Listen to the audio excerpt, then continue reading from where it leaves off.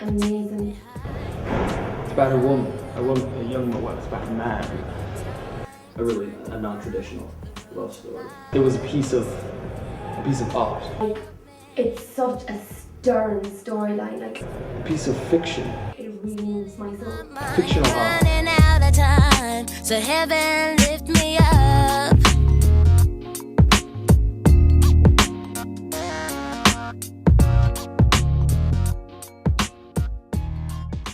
My character is a woman that exists in many countries. She is universally recognisable to any woman that's sitting in the cinema theatre. She is strong, like myself, and she's perfect, also like myself in a lot of ways. And she lives a perfect life, but it's just, she realises it's devoid of emotion and love, passion, creativity, and it cracks. It cracks. And It cracks spectacularly. I'm sorry, Charlie. It's not you. It's me. I feel stifled. I have to go. She feels emotional pull towards this island, and funnily enough, there's a young man on the island, a goat, shepherd, I think it is, a sheep shepherd, a herder. He's a deaf mute. Manchenga is his name. The love had to be not only unrequited but unrequitable.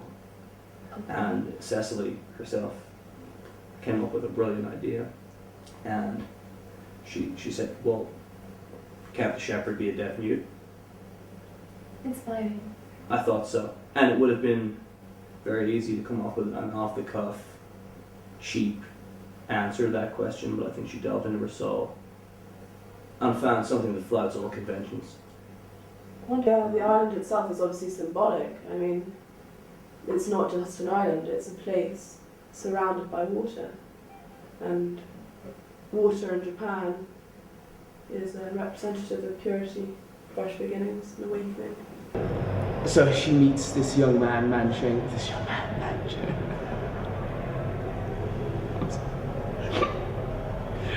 This young man, Manchenga, and they fall in love. They have interpretive dance. There's lovely sequences, moonlit. It seems unusual to the untrained eye, admittedly, but what I wanted to convey was a kind of raw, emotional love, devoid from the physical complications. Thrusting. Oh, thrust on the up, you thrust. Movement and nudity. And we got put those together, and we get interpretive dance without the restriction of clothes. And obviously that's something I was trained in. Absolutely. Banana, shake, banana. Go bananas, go bananas. Go bananas. Naughty toes. Good toes. Brad, what is wrong with you? I can't do this. Sneeze. Fuck out the whole movie for everyone. I did some training when I was an intern in the Royal College of Dancing in London. Brad, you can't. And yes, it was interesting experience, to say the least. As a director, I found it arousing in a spiritual way.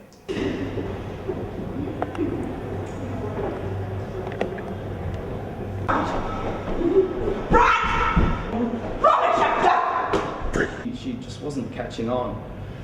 Myself and the instructor, we were on the same level. Okay, give it more flat. More flat. More flat. More. Well, at least twice as much, okay? Ellen was I loved it. fantastic. She was spectacular.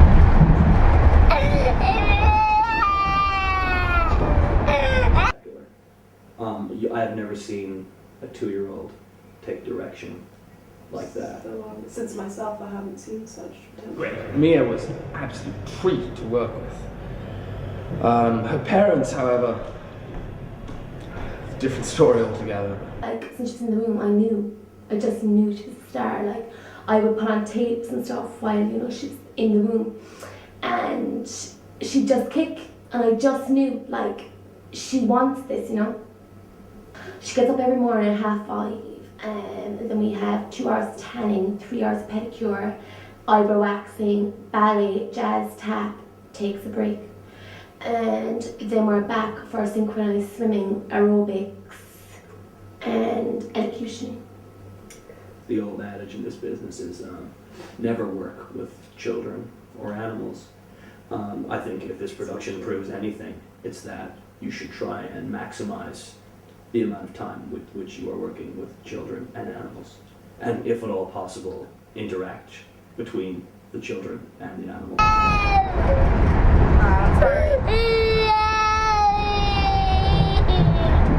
Well, now, to be honest, like, that was not an issue because, I mean, we missed elocution that evening and she was a little rusty, like.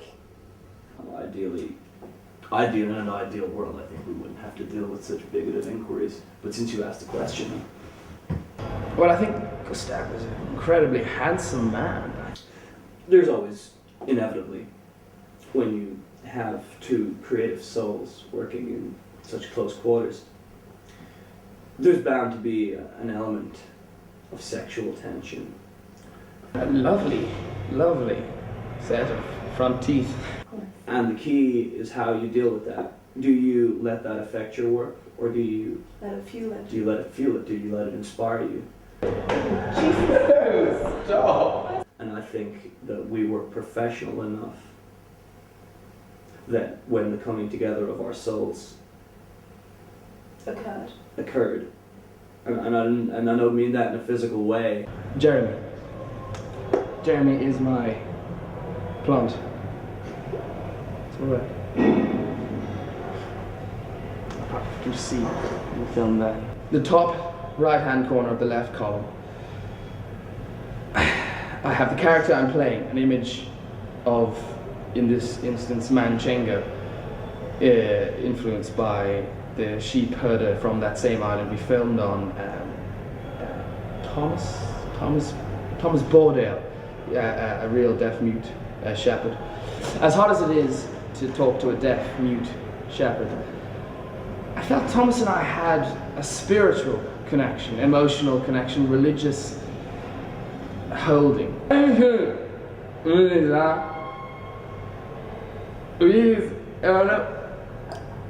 In the center column, I have an image of myself envisaged as a boy.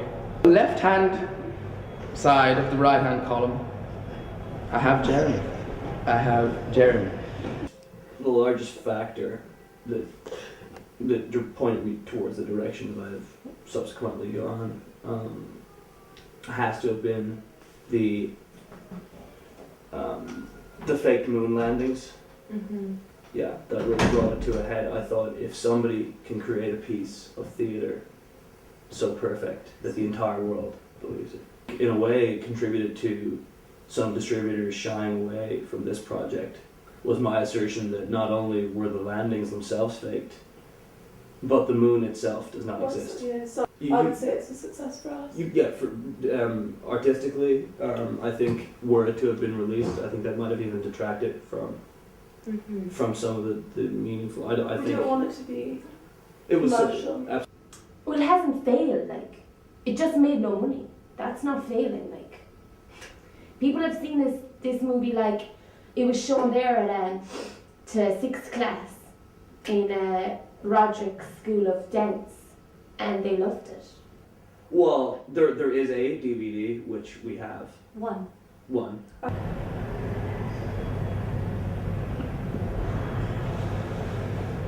I'm sorry, the film won't be released